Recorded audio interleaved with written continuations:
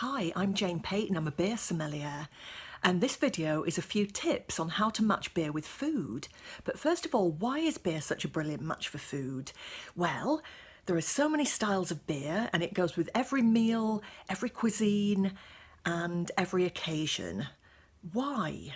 Well, part of that is to do with the components of the beer. So the fact that there's lots of water in there makes it refreshing, but also tannins and acidity. Now, those are terms that you may have heard of with wine tasting or with a cup of tea, for instance, with tannins.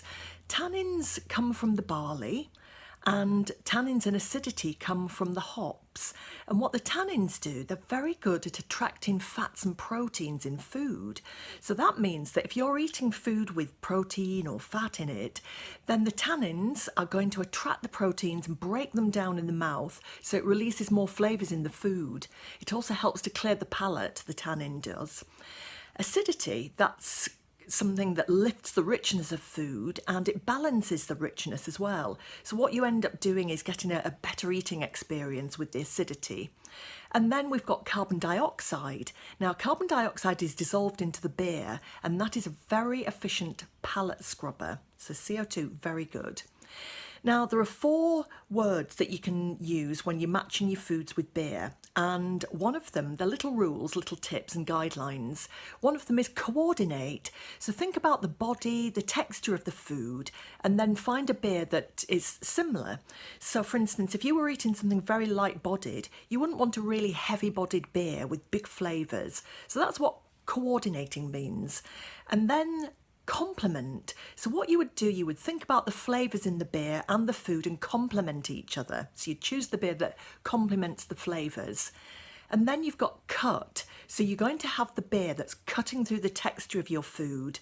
So for instance, fish and chips with a Party 7. The hops in the Party 7 will be really good at cutting through that fattiness and that texture. And finally, you could choose a beer that's going to contrast with the food that you're eating. So it will contrast with some of the flavours.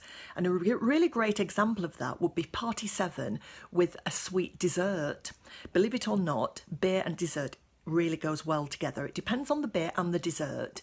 But with Party 7, I would choose a lemony dessert because there's a lot of lemon and citrus in the beer. Now, what else can I tell you? Think about matching the flavour intensity as well. So that's how it's cooked or the spices or the ingredients in the food. So match a beer that's going to stand up to those spicy ingredients or that full body that you're eating. And also, how is the beer cooked? Now, a beer that's a food that's been fried, for instance, or roasted is going to change the character of the food in a way that eating it raw or poached, for instance, or grilled wouldn't do. So choose your beer according to how it's been cooked.